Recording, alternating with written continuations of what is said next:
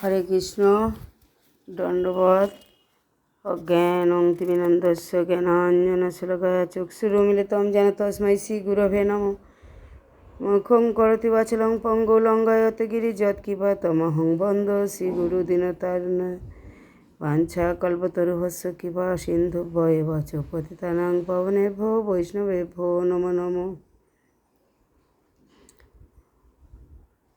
রাধারানী ইউটিউবে ধর্মকথার চ্যানেলের পক্ষ থেকে পুতুল রানী দাসী আপনাদের যে পাঠ শোনাচ্ছি, ইউটিউবের ভক্তবৃন্দদেরকে বলছি আপনারা শ্রবণ করুন, সাবস্ক্রাইব করুন, শেয়ার করুন, লাইক করুন, সঙ্গে থাকুন। আপনারা যদি না শেয়ার, সাবস্ক্রাইব, লাইক করেন তাহলে আমার তো মনোবল ভেঙে যাবে, দুর্বল হয়ে পড়ব মনের দিক থেকে। তাই আপনারা আমার সহযোগিতা করুন। সাধুগুরু বৈষ্ণব ব্রহ্মচারী সন্ন্যাসী বৃন্দের চরণে শত সহস্র কোটিবার দণ্ডবত। বাঞ্ছা কল্পতরুভ্যশ্চ কৃপা সিন্ধুভ্যো এব চ পতিতানাং পাবনেভ্যো বৈষ্ণবেভ্যো নমো নমঃ। নারায়ণ নমস্কৃত্যং নরস্যৈব নরোত্তমং দেবীং সরস্বতী ব্যাসেন ততো জয়মুদীরয়েৎ। হরে কৃষ্ণ। ভাগবত পাঠ যে দ্বাদশ মহাজনের একজন কপিলদেব তার মাতা দেবহূতিকে ভাগবত কথা, ভগবানের সেবা পূজা করার কথা, বা আমি স্বয়ং ভগবান সেটাই বোঝাচ্ছেন বা বলছেন। কিন্তু গীতাতে ভগবান বলেছেন আমি কপিল, আমি মনু। বিশ্বরূপে অর্জুনকে দর্শন করিয়েছিলেন, তখন আমি অসত্য, সমস্ত কিছু ভগবান বলেছিলেন, বিশ্বরূপে দর্শন করিয়েছিলেন। সেই কপিলদেব একজন দ্বাদশ মহাজনের মহাজন হলেও তিনি স্বয়ং ভগবান, বিশ্বরূপের এক রূপ। তাই হরিভক্তিহীন হৃদয় নানা দুঃখ অভাব ও অশান্তির আলয়। তাহা কদাচিৎ কোনো অনিত্য সুখের আশ্রয় হইলেও পরিণামে দুঃসহ সত্তাপে দগ্ধ হয়। হরিবিমুখ বিষয়ীরা মায়ার কবলে ত্রিতাপময় সংসারে আর যমদণ্ডে যন্ত্রণাময় নরকেই পুনঃ পুনঃ যাতায়াত করে।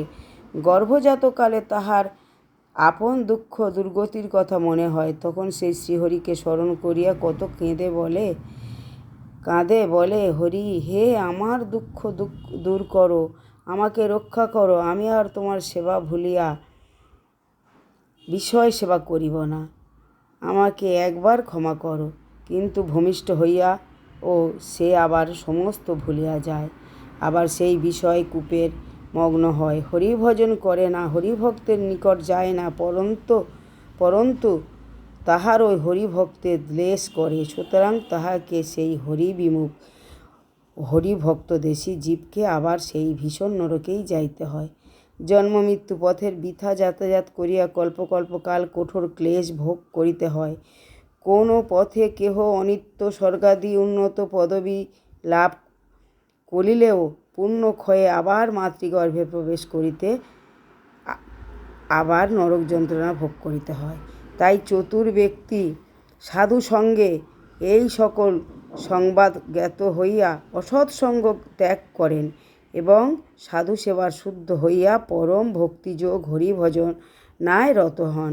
হরিভক্তই সকলের অতিক্রম করিয়া আমার নিত্যানন্দপুরে প্রবেশ করিতে সম্পূর্ণ যোগ্যতা লাভ করে। ভগবান কপিলদেব নীরব হইলেন।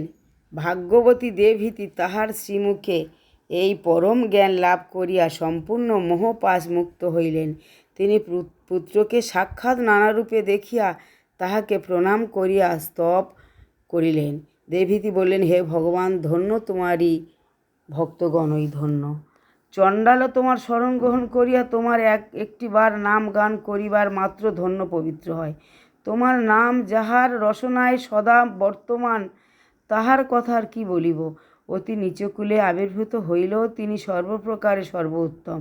হে কপিল রূপধারী হরি, আমি তোমার চরণে বারংবার প্রণাম করি। কপিলদেব কহিলেন, মা, আমি তোমাকে যে উপদেশ দিলাম সেই উপদেশ মতো তুমি একবার সাধনা করো। এইরূপ সাধনা অর্থাৎ অকৈত ভক্তিযোগে শ্রী ভগবানের আরাধনা হইতে জীব আপন নিত্যস্বরূপ প্রাপ্ত হইয়া কৃতার্থ হয়। এই বলিয়া কপিলদেব জননীর নিকট বিদায় লইয়া প্রস্থান করিলেন। তিনি উত্তরমুখে গিয়া প্রাকৃত লোকলোচনের অলক্ষ্যে অদৃশ্য হইলেন। যিনি এই কপিল চরিত্র শ্রবণ বা কীর্তন করেন তাহার কৃষ্ণে মতিও দৃঢ় হয়। বিশুদ্ধ ভক্তির যোগে বা অকৈতব ভাগবত ধর্মের উপদেশাদাতা কপিলদেব শ্রী বিষ্ণুর আবেশ অবতার। ইহার উক্তি প্রত্যক্ষ বাক্য ভগবদ উদ্ধাব ভক্তিতে পূর্ণ, কিন্তু নিরস্বর সংখ্যা শাস্ত্রকর্তা কপিল যখন হইতে ভিন্ন নিরীশ্বর সংখ্যা প্রণেতা কপিল অন্য একজন মহর্ষি মহাভারতের উক্ত হইয়াছেন। কপিলং মহর্ষি সঞ্চবজাং প্রাহ্যত এ সদা। অগ্নি ও কপিলের নাম সংখ্যাযোগ প্রবর্তক বর্ণপর্ব 2020-21। অন্যত্র নীলকণ্ঠ টিকায়াম এত কপিলা সংখ্যাং নিরস্বর শাস্ত্রং তদ্রূপ যোগতস্য প্রবর্তক। অনেকে ভ্রম বসে এই নিরস্বর জীবতত্ত্ব কপিলের সহিত আমাদের আলোচ্য ভগবদবতার কপিলের নামের ঐক্য দর্শন করিয়া গোলযোগ করেন। তথার্থ নাম মাত্রেণ নাম মতি ন ভ্রমিতব্যমৃতি।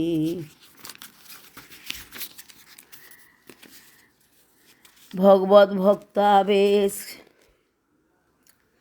ভক্তাবেশ যথা কপিল ও ঋষভদেব, সত্তাবেশ যথা নারদ, ব্যাস, পৃথ, ব্রহ্মা, সনকাদি, যাহাতে সর্বশক্তিমান শ্রী ভগবানের কোনো এক শক্তির বিশেষ ক্রিয়া প্রত্যক্ষ হয় তাহাতেই সত্তাবেশ বলে। যেমন নারদে ভক্তি শক্তি, পৃথিতে পালনীয় শক্তি, চতুর্ষণ জ্ঞান শক্তি, ব্রহ্মার সৃষ্টি শক্তি ইত্যাদি তাহাদের আপনাদিগ্যে ভগবদ অভ্যাস বলিয়া অভিমান হয়। ভগবত মহত্তম জীব মাত্রেই সত্তাবেশ অভিমান এই রূপ হইয়া থাকে। ভগবাদবিষ্ট জীব এই শক্তি অতি কঠোর ভাবে প্রকট হয়, তাই তিনি আপনাকে শ্রী ভগবান বলিয়াই অভিমান করেন। কপিলদেব ঋষভের আপন দিককে নানা ভগবান বলিয়াই অভিমান করিতেন।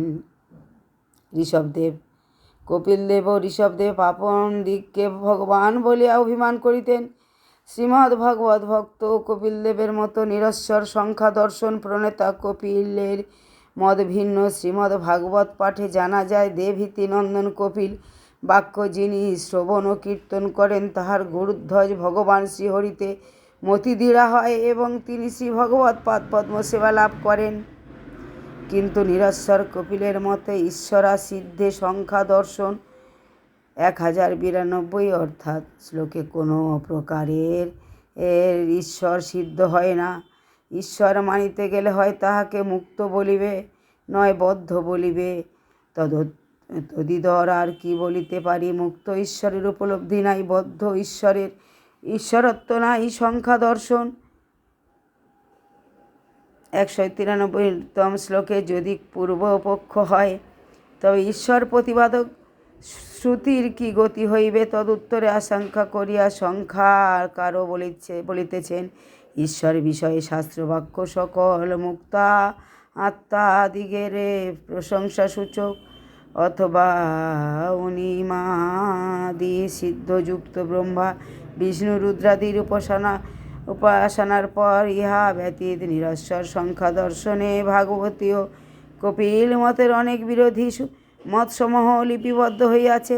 সংখ্যা দর্শন প্রণেতা নিরস্বর কপিলের মতে জড়া প্রকৃতির জগৎ কারণ, কিন্তু ভগবত ভক্ত শেষর কপিলদেবের মতো বা বেদের মতো তাহা নহে। একজন পদ্মপুরাণাদি শাস্ত্রে 2 জন কপিলের কথা উল্লেখ আছে, যথা কপিল বাসুদেবশ্চ সংখ্যা তত্ত্বাং জগাথ ব্রহ্মাদিভশ্চ দেবভ্য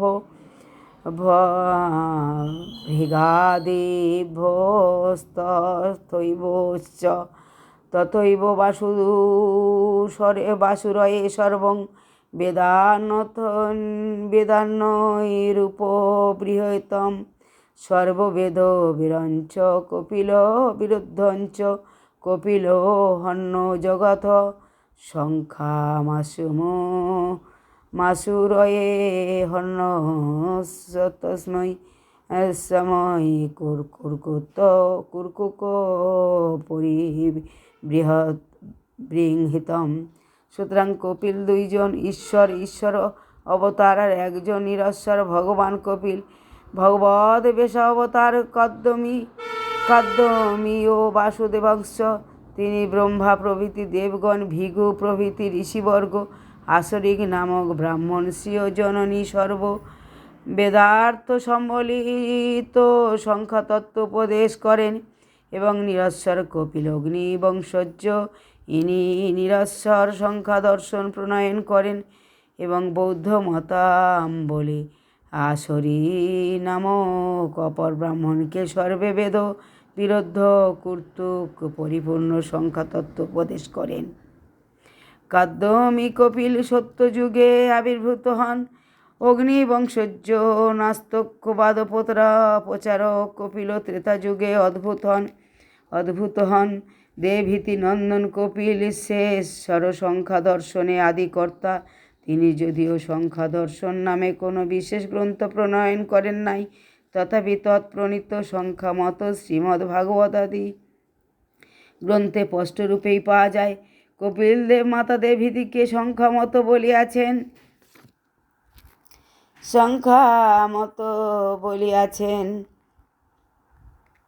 তাহাতে শুদ্ধ ভক্তি যোগেশ্বরের কথা পাওয়া যায়। এমনকি শালক্যাদি মুক্তিকে পর্যন্ত তিনি বিশেষ রূপে গ্রহণ করিয়াছেন।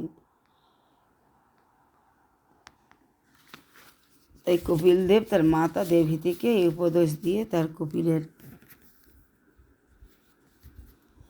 আবির্ভূত সমস্ত কিছু কপিলদেবকে সেটা শ্রবণ করালেন। তাই এই পর্যন্ত আপনাদেরকে শোনালাম। পরবর্তী ভিডিওতে আবার পরবর্তী অংশ শোনাবো ভাগবত কথা। তাই ইউটিউবের ভক্তবৃন্দকে বলছি, আপনারা সাবস্ক্রাইব করুন, শেয়ার করুন, লাইক করুন, সঙ্গে থাকুন। হরে কৃষ্ণ। নারায়ণ নমস্কৃত্যং নমঃ নরোত্তমং দেবীং সরস্বতী ব্যাসং ততো জয়মুদীরয়েৎ। পাঞ্চকল্পতরুভ্যশ্চ কৃপাসিন্ধুভ্যেব চ পতিতানাং পাবনেভ্যো বৈষ্ণবেভ্যো নমো নমঃ। হরে কৃষ্ণ কৃষ্ণ কৃষ্ণ হরে হরে, হরে রাম রাম রাম হরে হরে, হরে কৃষ্ণ।